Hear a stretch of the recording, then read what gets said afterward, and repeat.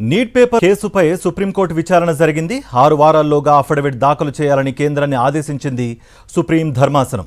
పరీక్షల నిర్వహణకు సమర్థవంతమైన యంత్రాంగం ఉండాలని, పేపర్ లీక్తో విద్యార్థులు తీవ్ర మనోవేదనకు గురయ్యారని వ్యాఖ్యానించింది సుప్రీంకోర్టు ధర్మాసనం.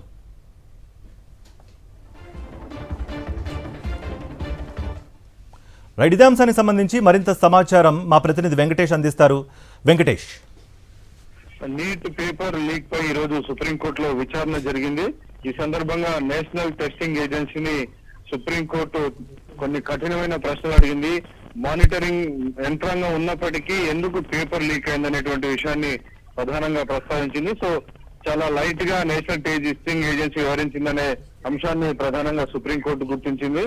సో ఈ నేపథ్యంలో నేషనల్ టెస్టింగ్ ఏజెన్సీ గతంలోనే డాక్టర్ రాధాకృష్ణన్ హైపవర్డ్ కమిటీ అలాగే మానిటరింగ్ కమిటీకి సంబంధించినటువంటి సిఫారసులు అమలు చేయాలని గతంలోనే ఆదేశించినటువంటి విషయాన్ని సుప్రీంకోర్టు గుర్తు చేసింది. సో వాటిని అమలు చేశారా లేదా దానికి సంబంధించినటువంటి విషయాలన్నీ కూడా వెల్లడించాలని సుప్రీంకోర్టు ఆదేశించింది.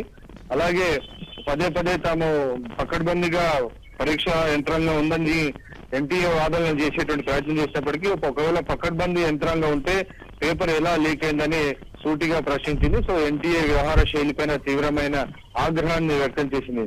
నిజానికి ఇంత పటిష్టమైనటువంటి యంత్రాంగం ఉన్నప్పటికీ లీక్ అయిందంటే ఖచ్చితంగా ఆ ప్రాసెస్ లో అమలు చేసేటువంటి ప్రక్రియలో ఖచ్చితంగా ల్యాప్సెస్ ఉన్నాయని సుప్రీంకోర్టు గుర్తించింది. సో ఆ నేపథ్యంలోనే కేంద్ర ప్రభుత్వానికి 6 వారాల్లోగా ఈ అంశానికి సంబంధించి అఫిడవిట్ దాఖలు చేయాలని ఆదేశాలు ఇచ్చింది. నిజానికి ఈ వ్యవహారం పైన ఇప్పటికే సిబిఐ విచారణ జరుపుతోంది. ఇప్పటికీ అనేక మంది ఇప్పటికీ దాదాపు 13 మందిని సిబిఐ అనేక ప్రాంతాల్లో అరెస్ట్ చేసింది.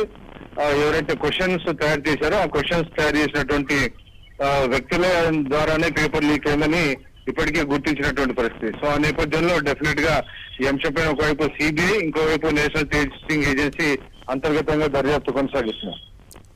Venkatesh, thank you.